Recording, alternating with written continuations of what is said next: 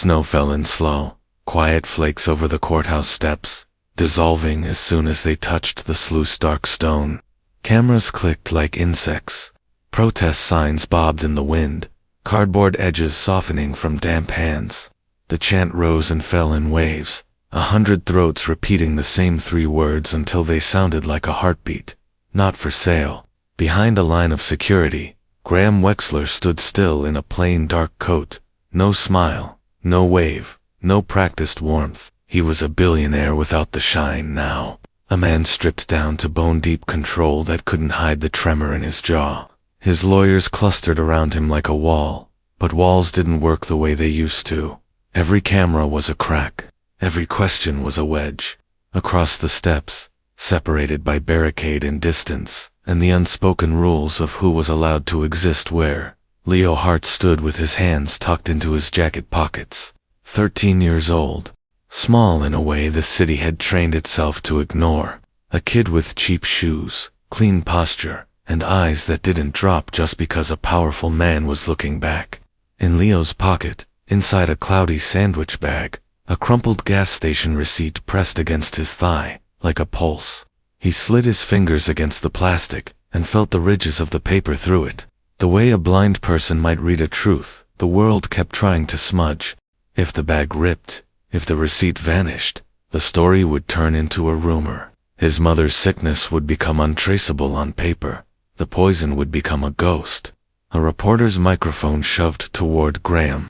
"Mr. Wexler, did you authorize dumping in low-income neighborhoods?" Graham's mouth tightened. He didn't answer. A second voice cut in. "Did your company intimidate a child whistleblower?" Graham's eyes flicked, just once toward Leo. Not anger first. Not contempt. Something else. Sharp and involuntary recognition. Like he was seeing his own reflection in a window he'd spent years avoiding. Leo didn't move. "Not for sale." The crowd chanted again, louder now. Graham's lips parted as if to speak, then closed. His gaze returned forward. He lifted his chin the way men did when they were trying to look taller than consequences. Then he turned and walked toward the courthouse doors, surrounded by a swarm that couldn't protect him from what was already happening inside. Leo's breath came out in a thin cloud. He didn't feel victorious. He felt tired, and wired, and raw, in a place he didn't know how to explain. He felt the weight of every night his mother had coughed until her chest hurt, the weight of his sister's hand clutching his sleeve, the weight of the note taped to his locker that had tried to turn guilt into a leash. He also felt the unseen force that had carried him this far, something stubborn and clean that didn't sparkle, didn't shout, didn't beg. Integrity, a quiet strength that didn't need permission. A woman's voice spoke close to his ear. "You okay?" Mara Vance stood beside him, scarf tucked high, camera strap cutting across her shoulder. Her eyes were tired too, but alive with purpose. She'd been writing this story like a lifeline, pulling it into daylight, piece by piece, refusing to let it be swallowed by corporate fog and court delay. Leo kept his gaze on the courthouse doors. "No," he said softly, "but I'm here." Mara nodded once, like she understood exactly what that cost. A police officer shifted near the barricade, scanning faces. Somewhere behind Leo, someone shouted his name like it belonged to them. A teenager held up a sign that read, "Leo Hart is the truth," glittery letters, dripping in the wet. Leo's stomach tightened at the sight. He didn't want to be a slogan. He wanted clean water. He wanted his mom home. He wanted his little sister to stop flinching when unknown numbers called. He wanted the giant to stop stepping on people and calling it business. The chant rose again. Not for sale. Leo's fingers curled around the receipt through the fabric of his pocket, and his mind, without asking permission, slid backward through the weeks, like a door opening in reverse. Back to the moment this had all started. Not with protests or cameras, but with a narrow alley behind a building no one wrote headlines about, where the ground smelled wrong and the night hid things that didn't want witnesses. 6 weeks earlier, the rain had tasted like rust. The water in Leo's apartment had started tasting like pennies first. Metallic, sharp, like the inside of a cut. At first, Leo assumed it was the pipes. Their building had pipes, that groaned like old men trapped in the walls. The landlord always blamed the city, always promised to look into it, always forgot. Leo didn't like complaining. Complaining without action felt like wasting breath. He did what he always did. He paid attention. He started filling a plastic cup at the kitchen sink and letting it sit on the counter. He watched the way the water caught light. He watched for specks, for film, for anything that didn't belong. When his little sister, Mia, wrinkled her nose and pushed her cup away, Leo got up without being asked and poured her juice from the last bottle in the fridge. Even though he'd planned to save it for their mom, Carmen Hart had been working double shifts at County General Housekeeping, not nursing, the kind of job that kept hospitals clean enough for other people to heal. Carmen didn't complain either. She came home smelling like bleach and fatigue, hair pulled back tight, hands cracked from chemicals. She kissed Mia's forehead, ruffled Leo's hair, then sat at the kitchen table, with her shoulders drooping like someone had turned off the strings inside her. "It's the water," Mia whispered one night, eyes big. "It's nasty." Carmen sighed. "We'll get through it." Leo watched his mother's face as she lifted her cup. He saw a small tremor in her fingers, the way she took a sip anyway, because Bills didn't care about taste. He watched her swallow and saw her eyes tighten for half a second, then smooth out. A grown-up's face. A mask. Leo didn't like masks. On the fourth day of Pennywater, Carmen's hand froze at the faucet for a beat too long. Her eyes narrowed the way people's eyes narrowed when they were trying not to remember something. "What?" Leo asked gently. Carmen forced a smile that didn't sit right. "Nothing, baby. Just tired." Leo filed it away. He had learned young that nothing from an adult often meant something too heavy to carry while working 2 jobs. 3 nights later, Leo woke to a sound that didn't belong in engine idling too long, a low hum that slid under the building's usual noises. He sat up in bed, listening. Mia slept on the couch in the living room. Their apartment was too small for everyone to have their own room, and Carmen was still at work. Leo padded to the window, careful not to step on the one loose board that squeaked. He pulled the curtain back an inch. Down in the alley behind the building, a white tanker truck sat backed up near the dumpsters. Its rear valve was open. Something dark glistened as it spilled onto the concrete in a steady stream, pooling where rainwater collected. 2 men stood near it, one smoking, the ember flashing when he took a drag. Even from 3 floors up, Leo could smell it when the wind shifted, chemical and hot, like melted plastic and gasoline, arguing with each other. He held his breath without meaning to. One of the men laughed, a short bark swallowed by the night. The other muttered something and kicked a puddle, splashing his boot. Leo's hands tightened on the curtain. He didn't grab a phone. Their apartment didn't have Wi-Fi, and his flip phone was old and cracked. He didn't run downstairs, because he wasn't stupid. He watched.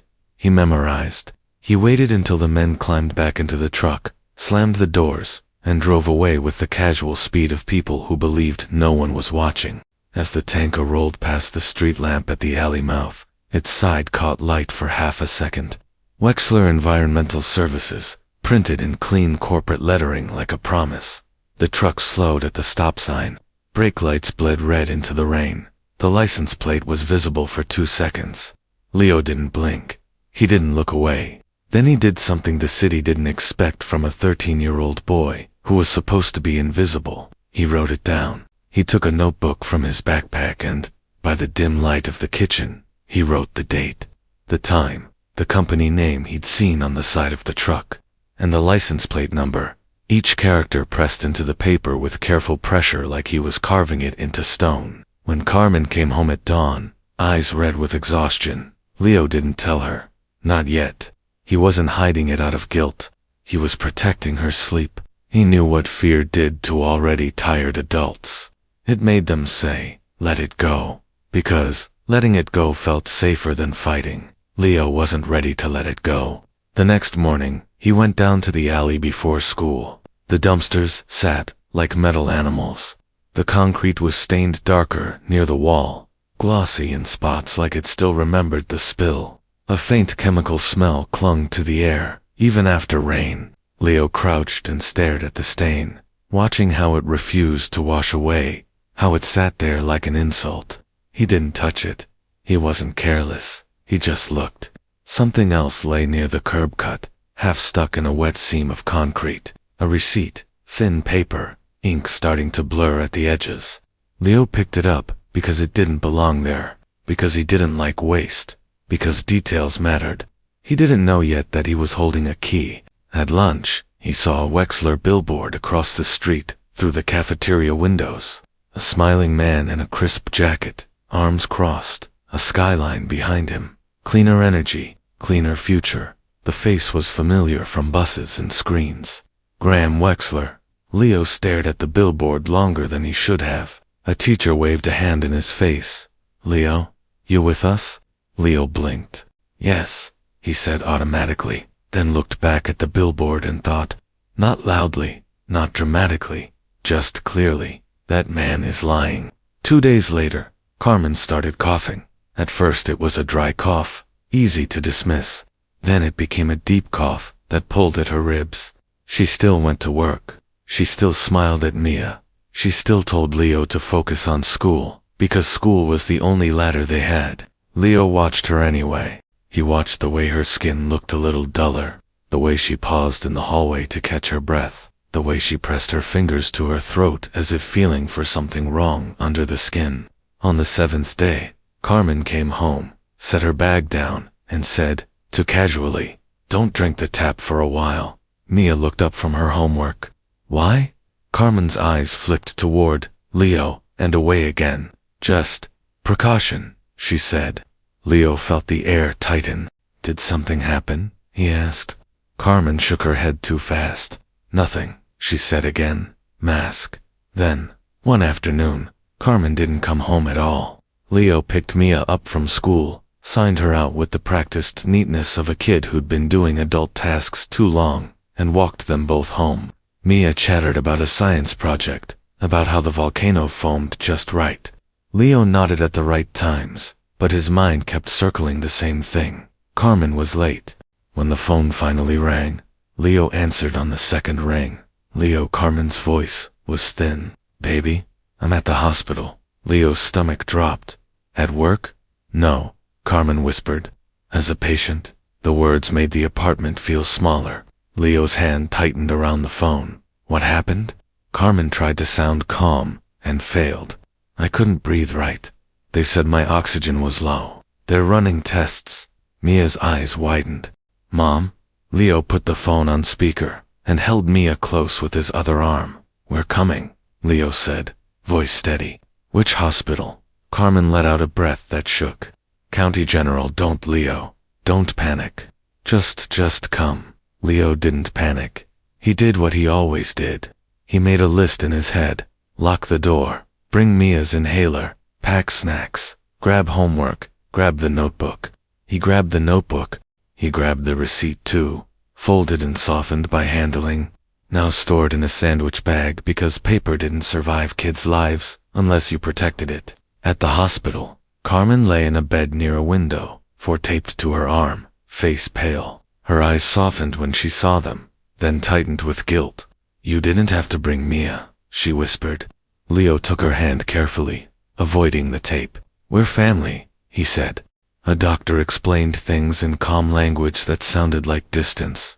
Respiratory irritation, possible exposure, environmental factors, questions about Carmen's home, her habits, her job. When the doctor left, Carmen's fingers tightened on the blanket. "Leo," she whispered. "You're thinking something." Leo's throat tightened. He didn't want to frighten her. He also didn't want to treat her like she was fragile glass. She was his mother. She deserved truth. He chose his moment. "Mom," he said quietly. "There was a truck behind our building." Carmen's eyes narrowed, worry sharpening. "What kind of truck?" Leo opened his notebook and showed her the page. The neat lines, the plate number, the time. Carmen stared, breath caught. "Leo, when did you?" "I saw it," Leo said. "They were dumping something." Carmen's face tightened, fear and anger twisting. "Why didn't you tell me?" Leo's voice stayed gentle. "Because you would have told me to leave it alone." Carmen's eyes filled. She looked away toward the window, rain streaking the glass. Because I would have been scared, she whispered. Leo nodded. Honest. I'm scared too. Carmen's breath shook. People like that. They have money. They have lawyers. They have power. Leo finished. Carmen looked at him, tears spilling. And you're just a kid? Leo's jaw tightened. I'm a kid who saw them, he said. Carmen swallowed hard, voice breaking. Leo, promise me you won't do anything reckless. He didn't promise what he couldn't keep. I promise I'll be careful, he said. Outside the hospital window, the city moved on. People lived as if nothing was wrong. Leo felt something harden in him, not hatred, not revenge, a decision. If grown-ups wouldn't see it, he would make them. He started where kids were told to start. The people in charge of his building. Mr. Rusk's office smelled like old coffee and old excuses. Paperwork piled like defensive walls. Mr. Rusk barely looked up as Leo spoke. There was a truck behind our building, Leo said. Dumped something. My mom's in the hospital. Mr. Rusk muttered. Kids always got stories. It's not a story, Leo said. He opened his notebook. It was Wexler. That name snapped Mr. Rusk's attention like a cord. His face tightened, not with concern, but with fear. Don't say that name in my office, Mr. Rusk hissed. Leo blinked. Why?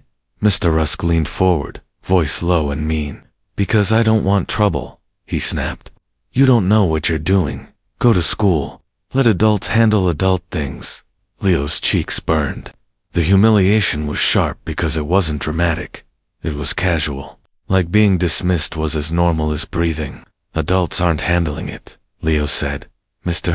Rusk's eyes narrowed with contempt that only shows up when someone smaller refuses to stay smaller. Get out, he said. Leo walked out with his ears hot and his jaw clenched and understood something bitter. Not everyone would be a villain, but plenty of people would choose comfort over truth. He went to the one person in the building who never looked away. Mrs. Calder in 3C, let him in with the chain still on, assessed him like a judge, then unlatched the door. Her apartment smelled like tea and old books. Curtains drawn, radio low, a sense of controlled privacy. She read the notebook page. Wexler, she muttered, like the name tasted bad. You know them, Leo said. Everyone knows them, she replied. Some people pretend they don't. What do I do? Leo asked. Mrs. Calder studied him, not with pity, with seriousness. First thing she said is keep copies. She pointed to the sandwich bag in his hand. Good start. She dialed a number from memory and said, Mara. It's Evelyn Calder. When Mara's voice came through, steady and sharp, she didn't waste breath. I've got a kid here with proof Wexler dumped behind his building. Plate number. Timestamp. His mom's in County General. Silence. Then Mara's voice tightened. I'm coming. Mara arrived with rain on her coat and a messenger bag slung like armor. She didn't hug Leo. She didn't praise him into a symbol. She looked him in the eye like he mattered. Show me, she said. Leo laid out the notebook, the time, the plate number. Then he showed the receipt. Ink softened by handling. Mara scanned it. Her eyes narrowed. This isn't a name, she murmured. I know, Leo said, but it has numbers. Mara tapped the receipt with a gloved finger. This line, she said. Unit Ref. Leo swallowed. What does it mean? Mara shook her head. Not sure yet, she said, but it looks like a fleet identifier, not a rewards account. It reads like internal tracking. Mrs. Calder's voice was rough. Then it's a thread. Mara nodded. A thread, she said. But threads have to be tied to something real, or they snap in court. She explained her rules like she was explaining safety. We don't rely on a cashier giving us a name, she said. We don't rely on anyone being brave for free. We build proof that survives hostile rooms. She checked her phone. Gas station systems overwrite footage fast, she said. If this receipt is from the night you saw that truck, the camera footage could be gone in 72 hours. A clock snapped into place. Leo felt it in his ribs. 72 hours before the past got erased by routine. They went to the gas station the same day. The manager's shoulders tightened when Mara introduced herself. He said no before she finished. Mara didn't argue like a hero. She slid a formal preservation letter across the counter written by the paper's attorney. A resource Mara didn't have because she was rich, but because her editor had finally agreed to take Wexler seriously. You don't have to give it today, Mara said calmly. But if you delete footage after being notified, you can be subpoenaed. The manager swallowed. Wexler people came yesterday, he muttered. Leo's stomach dropped. They knew, he whispered. Mara's eyes sharpened. What did they say? She asked. They said they'd handle it, he replied. They said I didn't see anything. Leo spoke softly, without threat or performance. My mom can't breathe right, he said. The manager looked away, jaw tight. Then he slid a USB drive across like it burned. 3 hours, he muttered. That's the window. You didn't get it from me. Outside. Rain stung Leo's cheeks. Mara tucked the drive deep into her bag. One link, she said. Now we need the poison itself. That night, in gloves under a flickering street lamp, Mara photographed the stain, the storm-drained grate, the wet sheen that clung to concrete like oil. Leo held sterile bottles steady, while Mara collected residue and runoff, labeling everything with times, locations, and signatures like ceremony. A black sedan rolled slowly past the alley mouth, and stopped. The engine idled. The window lowered halfway. A man leaned out, smiling like a neighbor. Clean coat, trim hair, eyes too bright. Leo Hart, he called warmly. Hey, buddy. Hearing his name from a stranger felt like someone reaching into his pockets. Mara straightened. Who are you? She called. Doniel Price, the man said. Wexler Community Relations. We're concerned about Leo's family. We can help. Medical bills. Housing assistance. Leo's jaw tightened. No, he said. Daniel blinked, still smiling. No, we don't want your money, Leo said. We want you to stop. Daniel's smile sharpened. Pride can hurt people you love, he said. School can get complicated. People can call in concerns. Employers can review attendance. Stress can worsen conditions. Mara's voice cut sharp. Is that a threat? Daniel's smile didn't move. It's concern, he said. Leo pressed record on his old phone without raising it. Then he met Daniel's eyes. If something happens to my family after this, Leo said, steady, everyone will know it was you, for a beat. Daniel looked almost annoyed that a child could be that calm. Then the window rolled up, and the sedan drove away slow, like a predator letting prey see it leave. Mrs. Calder's voice was low behind them. Smiles first, she muttered. Teeth later. The next day, the first injustice got a second layer. School. Derek Hall cornered Leo near the vending machines, grinning like pain was entertainment. You're famous now, he sneered. Your mom dying for clout. A few kids laughed nervously, grateful it wasn't them. Heat flooded Leo's face. His hands curled, then relaxed.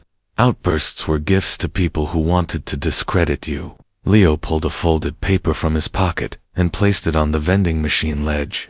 The school's anti-bullying policy, printed and highlighted. I don't fight fair, Leo said quietly. I fight true. Derek blinked, thrown by the lack of drama. You gonna report me?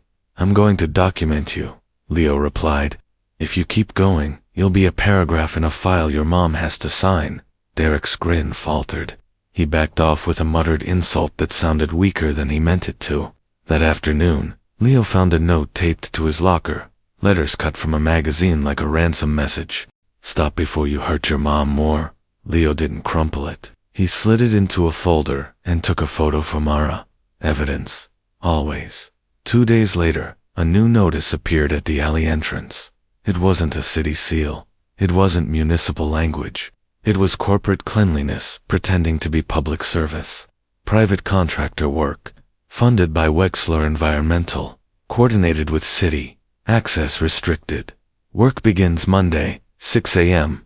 Mara read it and went still. That's not remediation, she said, voice cold. That's a burial. Leo's throat tightened. They're going to cover it, he whispered. Mrs. Calder's eyes burned. They're going to erase you, she said. Mara set the next clock like a blade on the table. Monday, she said. If they pour asphalt, the poison becomes unprovable. We need official sampling before Monday, and we need our own lab report. Expedited.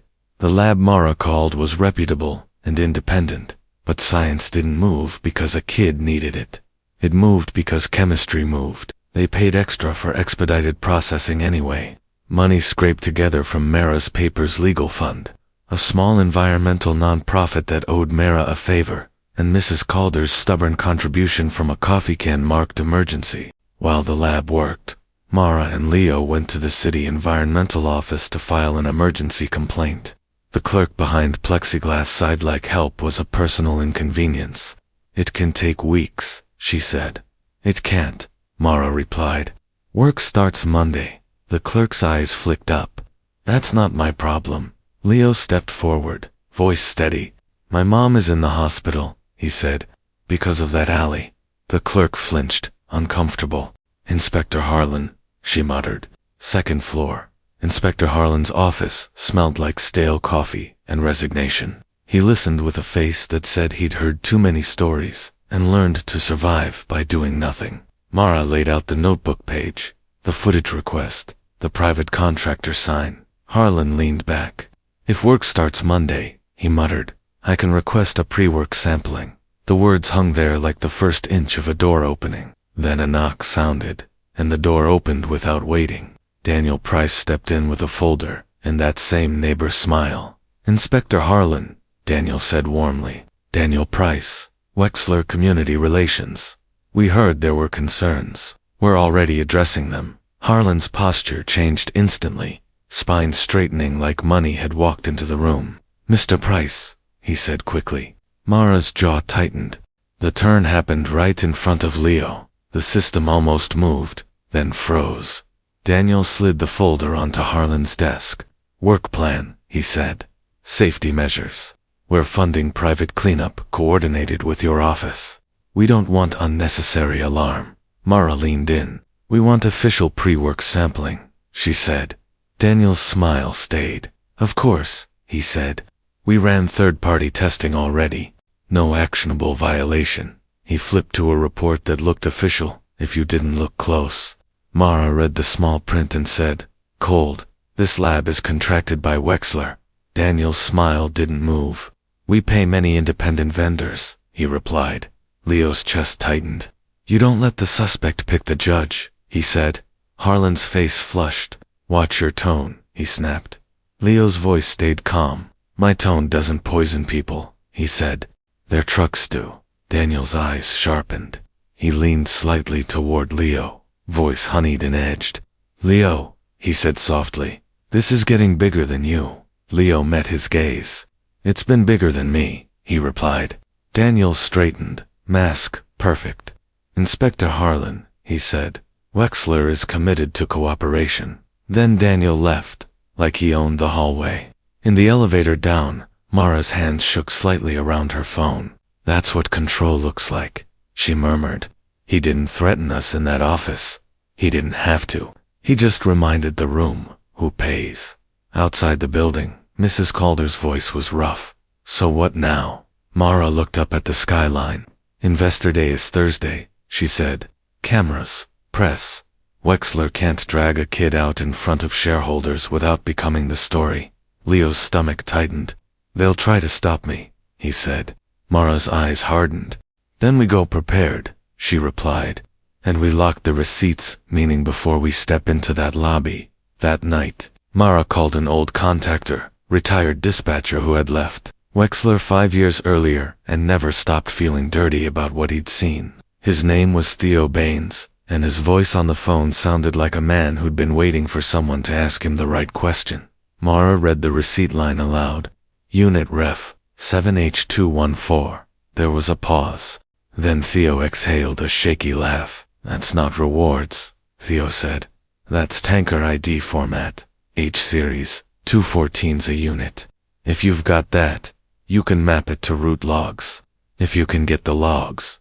Mara's eyes snapped to Leo. You hear that? She said. Low. Leo's throat tightened. So the receipt is a name, he whispered. Theo's voice turned grim. It's a fingerprint, he said. But they'll say it's fake, unless you have a document inside the company that shows their ID schema. Mara thanked him and hung up, then looked at Leo with a steadiness that felt like steel. We don't have the whole chain yet, she said, but now we know what the chain is supposed to look like. Receipt, tanker ID, route log, invoice, memo, signature. A chain that could pull a giant down if it didn't break. Thursday came fast. Investor Day at Wexler Tower was confidence turned into architecture. Press badges, live stream cameras, pastries arranged like wealth was gentle. A stage in the lobby with a backdrop reading cleaner future, cleaner profits. Leo wore his cleanest shirt, collar slightly too big, sleeves slightly too short. He looked like what he was, a kid doing something he shouldn't have to do. Security stepped forward when he approached the front desk. Leo lifted a plain envelope. It's for Graham Wexler, he said. He needs to read it. Today. A nearby camera swung slightly, catching the moment. Graham Wexler emerged from a side corridor, flanked by aides. Perfect suit, controlled smile. The smile paused when he saw Leo, like a system registering an unexpected threat. Who are you? Graham asked, voice calm. Leo Hart, Leo said, loud enough to carry. Your tanker dumped behind my building. My mom is in County General. This envelope has footage, timestamps, a city complaint, and a fuel receipt with your tanker's unit ref from an hour before the dump. A hush snapped through the lobby. Reporters leaned. Graham's eyes narrowed. The press made him cautious. The live stream made him polite. He stepped closer, voice low. You have 60 seconds, he said, to explain why you're doing this here. Leo held his gaze. Because you can't pretend I'm lying if they hear me, he said. Ava Singh appeared at Graham's side, tablet in hand. Her eyes flicked to Leo Thin Shoes, steady-gazed, and her expression tightened with something complicated. Not softness, not contempt, recognition of risk. Martin Klein, Wexler's general counsel, stepped in with a smile that didn't reach his eyes. This is inappropriate, he said smoothly. A child can't.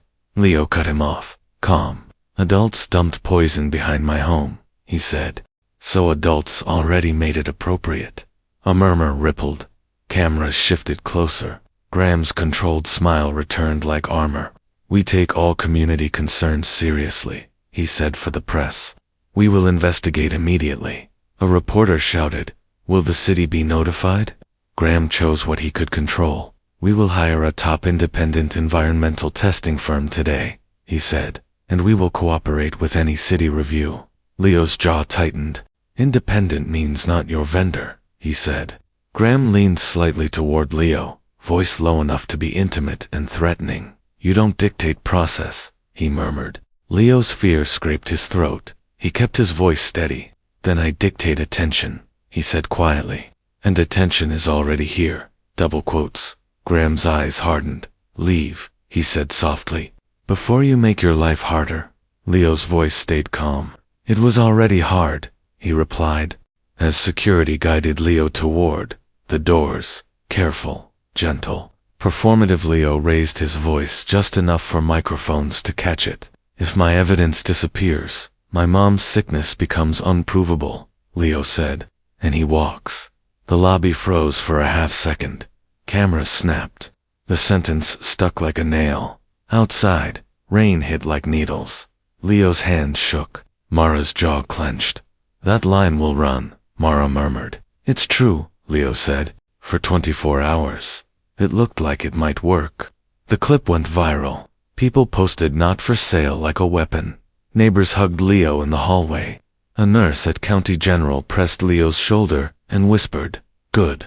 Then Wexler released the lab report. Inconclusive. Trace elements. No actionable violation.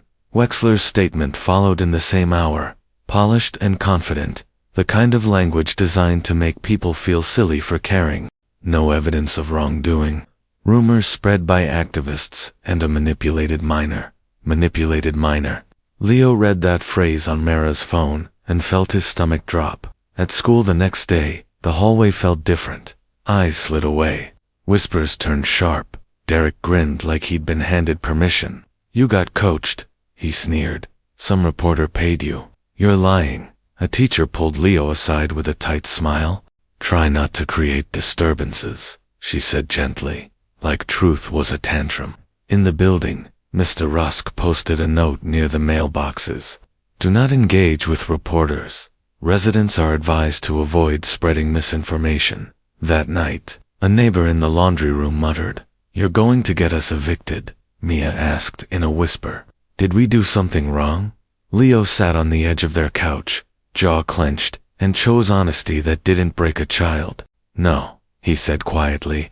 They're trying to make the truth feel embarrassing. Mara fought Tubi, 'cause Wexler didn't just push a narrative. They pushed paper. A court filing appeared, a request for a restraining order, claiming Mara was exploiting a child for defamation. The hearing was scheduled for the same week as the council's emergency meeting. Another clock. Mara stared at the filing and exhaled through her teeth. This is the smear episode, she muttered, voice dry with anger. They can't erase the receipt, so they try to erase you. Leo's chest tightened. If the judge believes them, Mara cut him off gently. I have consent forms. I have witnesses. I have your boundaries on record, she said. They can't turn you into a prop if you refuse to perform. Leo swallowed. I refuse, he said. The second lab, Marat's lab, was still running. The university professor was still reviewing. Chemistry still didn't care about Wexler's schedule. Meanwhile, Monday came. The private contractors arrived at dawn with trucks and fresh asphalt smell, hard hats, clipboards, a foreman with a blank face. The sign at the alley mouth flapped in the wind. Private contractor work funded by Wexler Environmental. Mara stepped forward. Official sampling hasn't happened, she said. You can't pour? The foreman sighed. Not my call. Mrs. Calder stepped in, voice sharp. Then whose? The foreman jerked his chin toward a black SUV parked at the curb. Daniel Price stepped out, smiling as if the morning belonged to him. This time, the smile looked strained, like sleep had been stolen from him. Morning, Daniel called. Progress looks good, doesn't it? Mara's voice was cold. You're burying evidence, she said. Daniel's smile tightened. We're improving the community, he said. Would you rather we leave a hazard exposed? Leo stepped forward, small and steady. You made the hazard, he said. Daniel's eyes flicked to Leo, annoyance flashing under the mask. Leo, he murmured, I'm trying to keep this from getting worse. Leo's jaw tightened. For who? He asked. Daniel didn't answer. He gestured to the foreman. Proceed, he said. Mara climbed onto the low barrier at the alley mouth and raised her camera. Wexler is paving without city sampling, she called loudly. This is evidence destruction. Neighbors leaned out windows. Phones lifted. Voices rose. Mr. Rusk pushed through the crowd, face furious. Get away from my property, he snarled. You're making us look bad. Leo's cheeks burned. The humiliation hit like cold water, his own landlord choosing the corporation over his tenants, choosing comfort over the boy who lived upstairs. Leo held his ground. You already look bad, he said quietly. You just don't want anyone to see it. Mr. Rusk's face flushed. You're a kid, he spat. You don't get to. Mrs. Calder stepped between them like a blade. He gets to breathe, she snapped. That's what he gets. Daniel watched the phones filming, jaw tight. His eyes moved like he was doing math. Press risk, shareholder risk, timeline risk. Mara leaned down toward Leo, voice low. This alley will get cleared one way or another, she murmured. We need a bigger stage. Leo swallowed. What bigger stage? He whispered. Mara's eyes lifted toward Wexler Tower in the distance, glass glinting through gray clouds. Not bigger than Investor Day, she said, but louder than inconclusive. We beat their lab with ours, and we beat their smear with paper. That afternoon, the causal connector arrived quiet, ugly, and believable. Mrs. Calder caught Mr. Rusk in the lobby with a man in a suit. Not Daniel, not Klein, someone quieter, the kind that didn't smile. Mrs. Calder heard the suit say, We're concerned about the children's supervision, given the mother's hospitalization. As a property manager, you have a duty to report. Mr. Rusk's voice was thin. I don't want to get involved. The suit's tone stayed polite. It would be unfortunate if the city inspected your building's code violations, he said. Duty cuts both ways. Mrs. Calder waited until the suit left, then cornered Mr. Rusk by the mailboxes. Did you just get pressured into calling CPS? She asked, voice like steel. Mr. Rusk's eyes darted. It's for the kid's safety, he muttered. Mrs. Calder's stare didn't blink.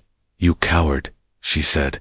That night Carmen called from the hospital, voice thin. Leo, she whispered, your supervisor wants a meeting about attendance and public conduct. Leo's chest tightened. They're using your job, he said. Carmen's breath shook. Baby, I'm scared. Leo swallowed, then spoke gently. I'm scared too, he said. But I'm still here. The next day, CPS arrived at Leo's school. The assistant principal smiled too carefully. Leo, she said, someone called with concerns. They said your mother is hospitalized and you're unsupervised. Mia's hand clutched Leo's sleeve so tight it hurt. The CPS worker's voice was soft. We just need to make sure you're safe. Leo didn't beg. He didn't lash out. He did what Mara had taught him. He made the record before the story was written for him. This visit is retaliation for speaking about Wexler Environmental, Leo said calmly. I want that written down. The call came after a Wexler representative implied concerns could be reported. The CPS worker blinked. Her pen paused, then moved. I'm writing that, she said quietly. The interview turned into a trap anyway. The assistant principal asked leading questions. Do you cook for your sister alone? Do you ever leave her unattended? Do you know how to administer medicine? Leo answered without shame. Yes, I cook. No, I don't leave her unattended. Yes, I know how to administer her inhaler. I also know how to call 911, he said. The CPS worker watched him and finally saw what the building had refused to see. A child doing adult work without falling apart. Dignity in a world that wanted him messy. The case closed quickly. There's no immediate safety concerns, but the damage lingered. Rumors stuck. Wexler wanted them to. That night, the first anonymous breadcrumb arrived. A single page slid under Mara's door. Unmonitored zones, it was highlighted. The footer carried a legal template stamped teeny, invisible to most people. Leo stared at it and felt the room tighten. This is from inside, he whispered. Mara's eyes narrowed at the footer. The punctuation was meticulous. The formatting was corporate legal. This is Ava, Mara murmured. Not as a guess, but as recognition. Before any meeting could happen, Mara had to survive the restraining order hearing. In court, Wexler's attorney spoke smoothly about exploitation, about children being manipulated, about journalists profiting. Mara didn't perform outrage. She produced paper, signed consent, recorded boundary statements, school records showing Leo's consistent attendance, Mrs. Calder's affidavit, hospital documents showing Carmen's condition, proof that Leo wasn't a puppet, proof that he'd been a witness before Mara ever arrived. The judge denied the restraining order. Wexler lost that round. Outside the courthouse, cameras caught Mara saying one sentence that mattered. A corporation calling a sick family misinformation doesn't make them less sick, she said. Leo didn't speak. He didn't want to be the show. That night, another thing happened that wasn't a document, wasn't a lab, wasn't a court. It was visual proof. After a hard rain, Leo walked past the storm drain near the alley and saw a rainbow sheen blooming on the puddle like oil. Dead leaves clung to the edge of it. A patch of weeds along the curb had turned brown in a way winter didn't explain. A little boy from the next building knelt near the puddle, curious. Leo moved fast. Don't touch that, he said, firm. The boy froze, startled. Leo knelt, keeping distance, and said gently, it can hurt your skin. The boy's mother grabbed him, eyes wide. What is it? She asked. Leo looked at the sheen, then at her. It's what they dumped, he said. The woman's face tightened with fear and anger. Who? She demanded. Leo's voice stayed calm. Wexler, he said. Mara photographed the sheen and took a fresh sample from the drain outlet. labeling it with the same care as before. The university professor agreed to review the new sample too, signing a chain of custody form like a promise to science and to a kid who needed adults to stop flinching. 12 hours later, not conveniently the next day, but late night urgent, the second lab called Mara. "Your expedited report is ready," the technician said. Mara opened the PDF with trembling fingers. This time the numbers didn't whisper. They screamed. Solvents, heavy metals, a chemical fingerprint, consistent with industrial discharge. The professor's review note attached. Concentrations and compound profiles strongly suggest improper disposal of processed waste.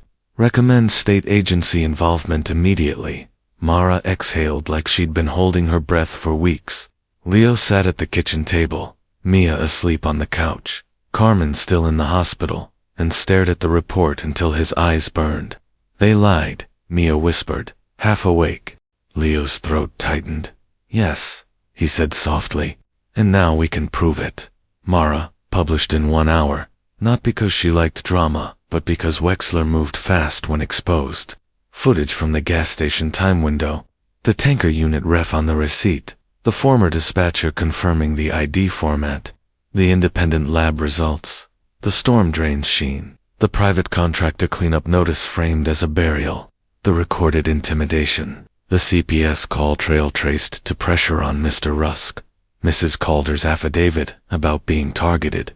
The story went live like a match in gasoline, and if anyone wanted more stories, where power gets challenged by ordinary people who refuse to be bought, subscribing mattered because what happened next would prove that truth doesn't arrive alone. It drags consequences behind it. Consequences arrived that same night. Mrs. Calder's landline rang, a number she didn't recognize. She listened, then went still. "They're sending maintenance tomorrow," she said. No notice. No reason. Mara's face tightened. "They want backups," she murmured.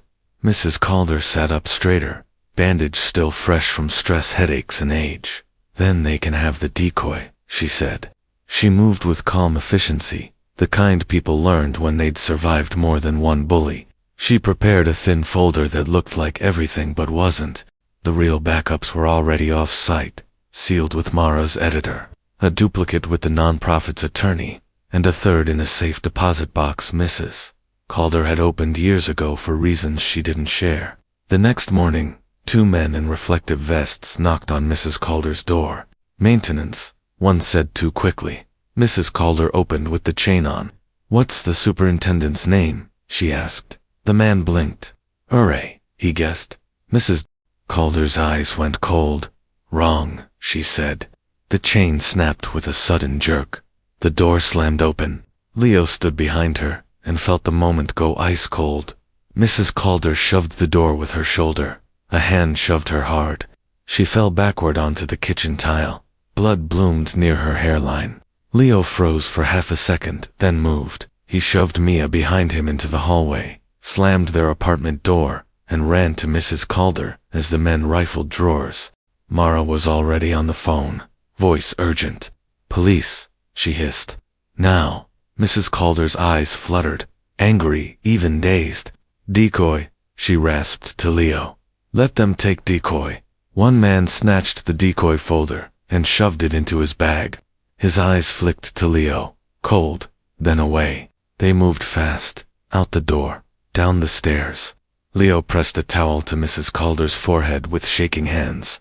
"Did they take it?" he whispered. "They took the decoy," she rasped. Good sirens arrived. EMTs lifted Mrs. Calder. Police took statements. A neighbor's phone video caught the men's faces blurry but usable. Another neighbor had captured their vehicle leaving plate partially visible, enough for investigators to start pulling threads. Mrs. Calder, on the gurney, caught Leo's wrist with surprising strength. "Don't break," she whispered. Leo swallowed hard. "I won't," he said, even as his hands shook. That assault did something Wexler hadn't planned. It created witnesses. It made a quiet story loud, and it tightened the noose around Daniel Price because now his concern had turned into violence. Inside Wexler Tower, Daniel finally looked like what he'd been pretending not to be, a man under pressure. In a glass conference room, Martin Klein leaned close to him, voice sharp. A board member sat at the head of the table, eyes like cold coins. Investor day bled, the board member said, flat. The stock dipped. The state agency is sniffing. Fix it. Daniel's jaw clenched. We're controlling cleanup, he said. Klein's smile didn't reach his eyes. You're controlling a mess, he hissed. If this ties to Graham's approvals, you're not just fired, you're prosecuted. Daniel's throat bobbed. It won't tie, he said. The board member's gaze pinned him. If it hits the board vote, the board member said, you bleed. If it hits the CEO, the board member added, we all bleed. Contain it. Daniel nodded once, jaw tight, and left the room with his mask back on. Only now, it looked cracked. That same day, Mara received a text from an unknown number. Garage point 9 p.m. Public place, no digital transfer. Bring Leo if you want, but keep him safe. Mara stared at the screen and exhaled slowly. Ava, she whispered. Leo's jaw tightened. I'm coming, he said. Mara started to argue, then stopped. Leo's boundaries weren't negotiable. Okay, she said. But we do it with witnesses nearby and 2 exits. They chose a grocery store parking garage, fluorescent lights, security cameras, steady foot traffic, not romantic, practical. Ava Singh arrived from the stairwell, moving like someone who expected to be followed.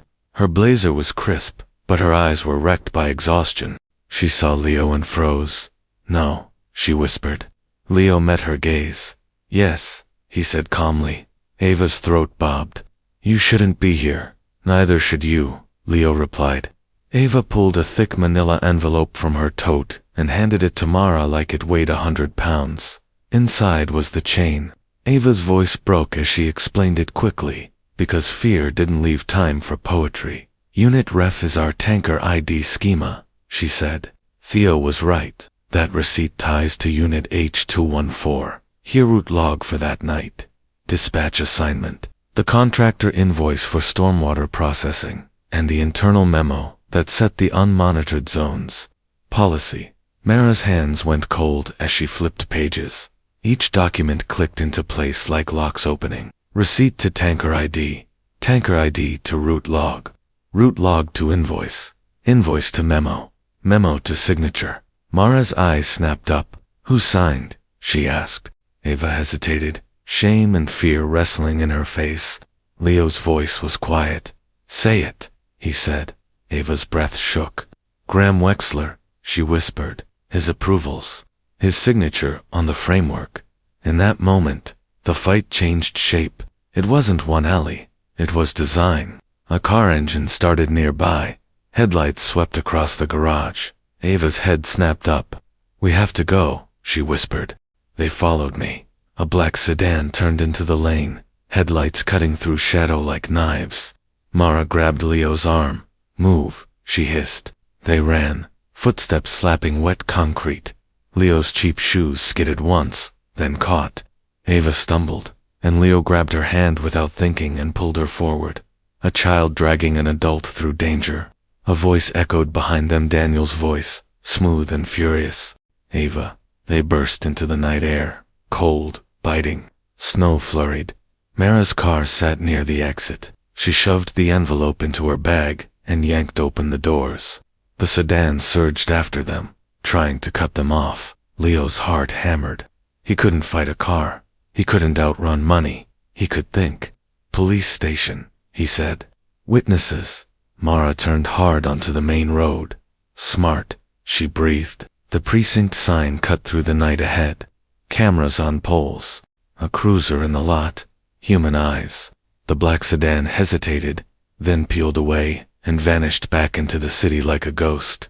Leo stood outside the precinct doors, breath steaming, hands shaking, watching the empty street. Mara muttered, "They hate witnesses." Leo swallowed hard. "Then we give them more," he said. Mara published Ava's documents the next morning. Wexler's board couldn't spin memos with signatures. Prosecutors didn't have to rely on outrage anymore. They had paper, subpoenas, flew, contractors cracked. The former dispatcher agreed to testify about the ID schema. The university professor wrote a sworn statement tying the chemical profile to Wexler's processing streams.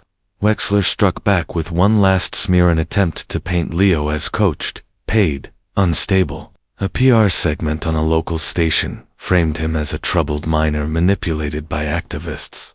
Leo watched it with Carmen, now home from the hospital, wrapped in a blanket, eyes exhausted and angry. Carmen's voice shook. "They're talking about you like you're not a person," she whispered. Leo's jaw tightened. "They do that so people won't have to listen," he said quietly. Carmen reached for his hand. Her fingers were thin. "Baby," she whispered, "I'm scared." Leo looked at her and chose the hardest truth. "Me too," he said, "but I'm still not for sale." 2 days later, Daniel Price was arrested because paper makes warrants easier than chance.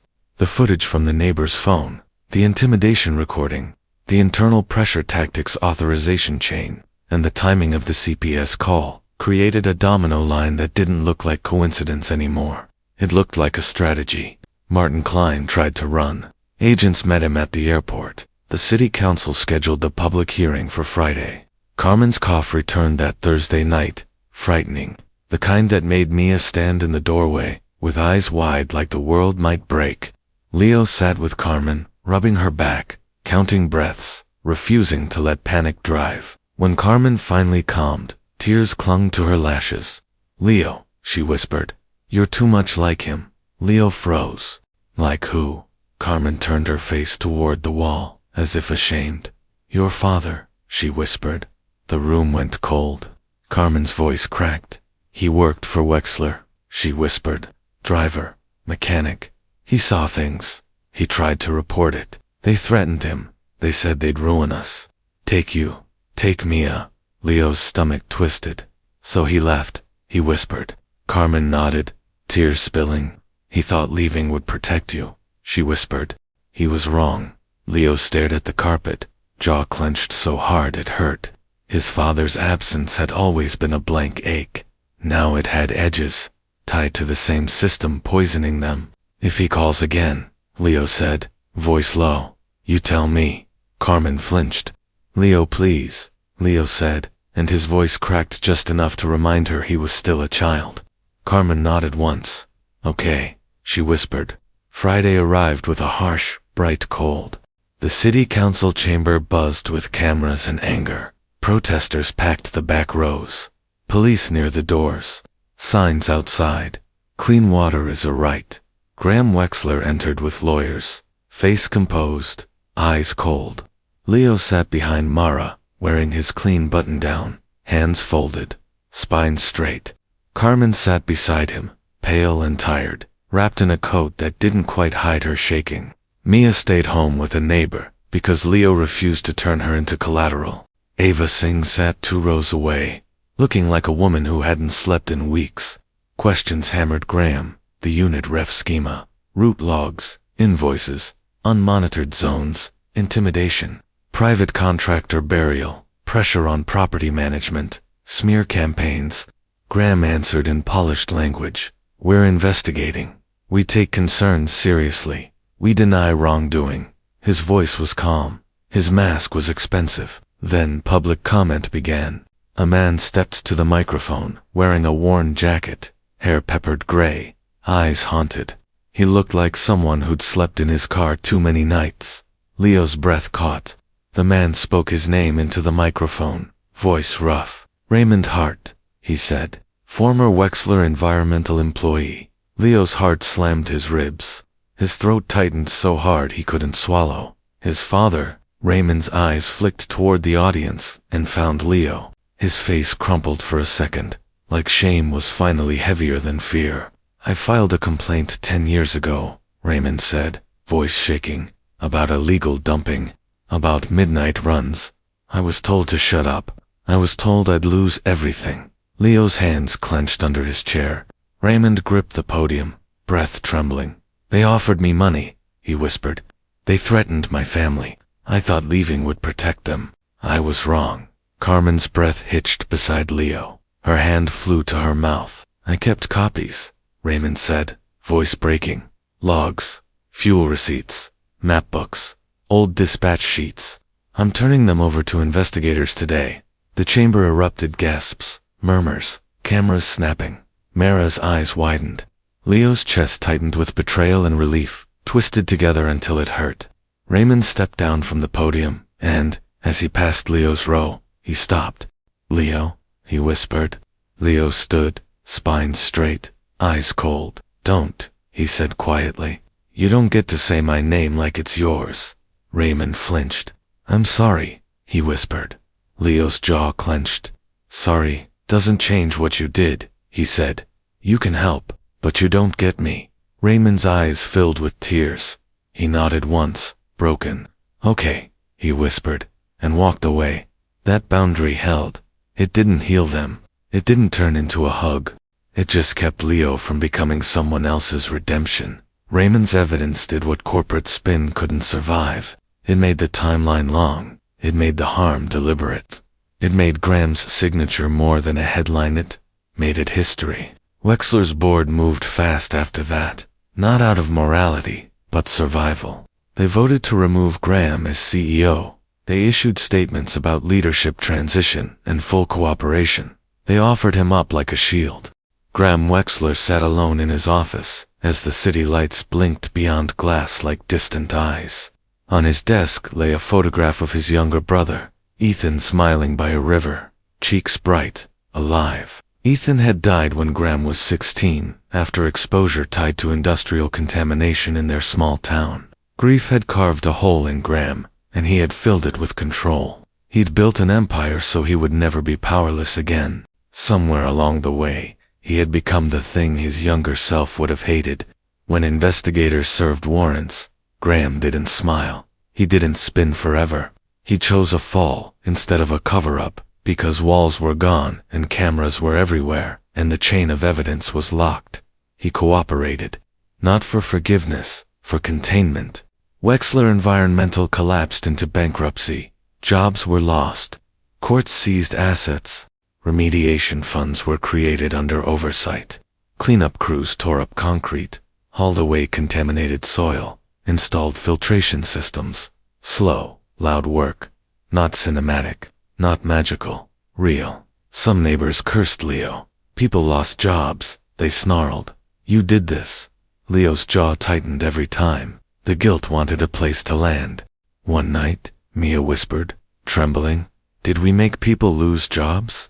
Leo swallowed hard and told her the truth that hurt but mattered. "They did," he said. "Not us. We didn't dump. We didn't lie. We didn't threaten people. We just stopped pretending it was okay." Carmen's cough eased slowly as weeks passed. Not cured, not erased. Some nights she still woke, coughing, eyes watery, chest tight, but she was home, alive. Her job survived, because retaliation was harder under public scrutiny. Mrs. Calder wore a stitched scar like a medal she never asked for. She stayed in 3C, because leaving felt like surrender. Mara kept writing. Ava testified and lost her career, and slept anyway. Raymond wrote letters Leo didn't answer yet. He didn't show up at the apartment. He respected the boundary, because it was the first honest consequence he had accepted in years. And then, as the legal storm reached its final wave, Graham requested a meeting with Leo through a mediator. Leo said yes, not to forgive, not to be photographed, not to become a morality tale, but to say what he needed to say in a room where marble couldn't swallow him. The detention center meeting room was gray and fluorescent, a metal table bolted to the floor. No lobby shine, no corporate perfume, just consequence. Graham walked in wearing a plain jumpsuit, thinner now, eyes still sharp, but dulled by reality. He sat across from Leo and tried to hold on to control with clasped hands. Leo sat straight, hands folded, eyes steady. Graham spoke first, voice quiet. "Thank you for coming." Leo didn't nod. "I didn't come for you," he said. Graham swallowed. "Fair." Leo's voice was calm. "Why did you want this?" Graham stared at the table for a moment. "Because you deserve something," he said. Leo's jaw tightened. "I deserve my mom not being sick," he said. Graham flinched. "Real?" "I know," he whispered. Leo didn't soften. "You signed it," he said. "You did it." Graham's throat bobbed. "Yes." Leo's voice stayed steady. Why? Graham exhaled, shame roughening the edges of his words. Because I wanted to win, he said. Because the people in your building weren't real to me, the way my board was real, the way my image was real. Leo's stomach tightened. So we were invisible. Graham's voice cracked slightly. Yes. Leo held his gaze. You tried to buy me. Graham nodded. Yes. Leo's eyes narrowed. Why? Graham's hands trembled. Because money has fixed problems for me my whole life, he said. Because I thought you'd take it.